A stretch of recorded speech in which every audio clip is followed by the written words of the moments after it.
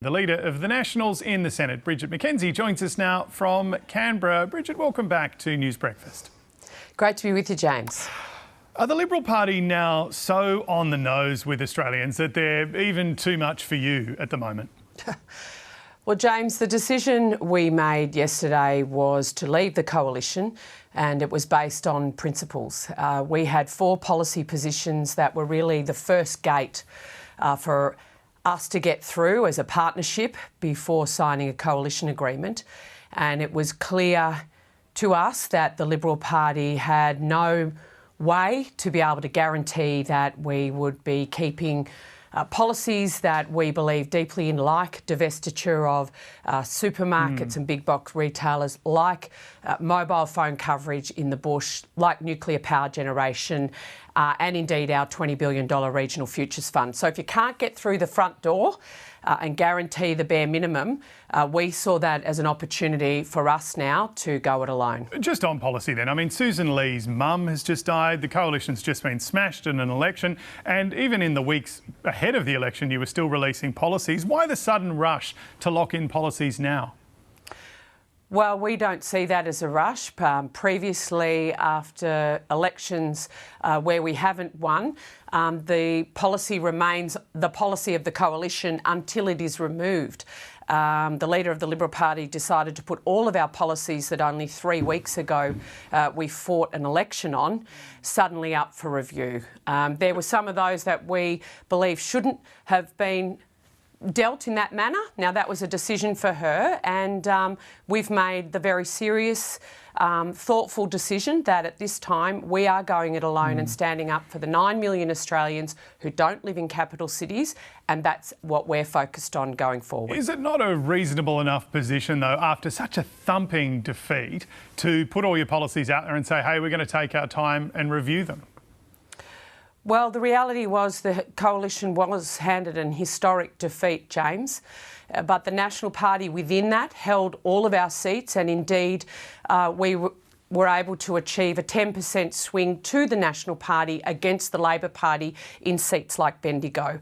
And so we fervently believe that these 4 policies in particular are essential to our offering going forward, and the Liberal Party has made it clear they've got to work through a whole lot of things, and we need to give them the space to do that, James. We're respectful, the door remains open, but we've got to get on with the job of representing regional Australia. It's hard to see how these policies could have a mandate in the Australian community, given the massive defeat that the coalition has just suffered, though.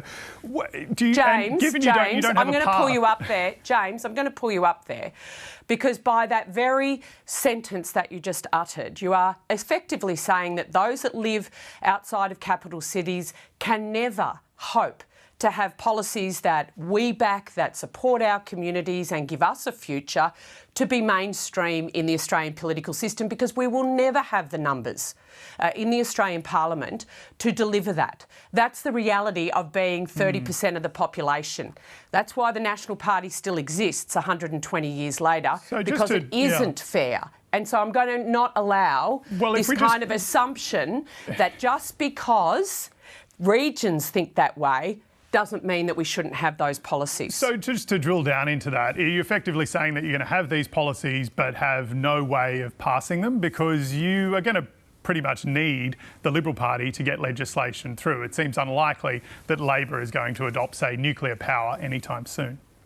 Well, the Labor Party in the UK doesn't have a problem with it. The Democrats in the US and France doesn't have a problem with nuclear power. Jenny George, the former head of the ACTU, and Peter Malinauskas, the Labor Premier of South Australia, don't have a problem. So I think eventually, if the Labor Party wants to keep smelters on shore, refineries and industrial jobs in manufacturing here at home, they are going to have to get on board with a power source that is low emissions, reliable and affordable. And eventually that will be nuclear. But that aside, I think that's a decision for the Liberal Party at the end of the day. Okay. It is the case that we can't have a stable, strong coalition without 76 seats here in the House of Representatives. We didn't lose a seat at the last election. In fact, we've been growing our House of Representatives seats over the last 10 years while the Liberal Party has been losing seats.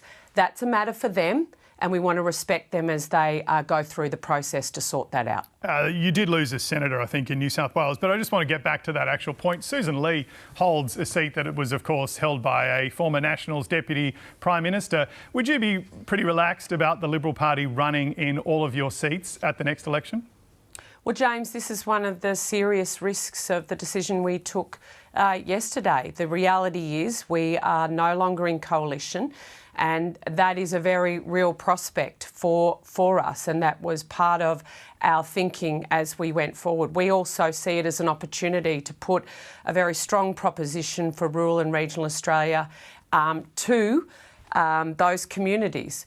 At the end of the day, though, coalition arrangements are matters for our state parties, so the LNP in Queensland, the New South Wales State Nationals and also the Victorian Nationals. So, look, we're just going to get on with the job of representing our communities that sent us here to Canberra, get out on the ground and start bringing those issues that of concern to them here to Canberra and take it up to the Labor Party, which is why they voted for us.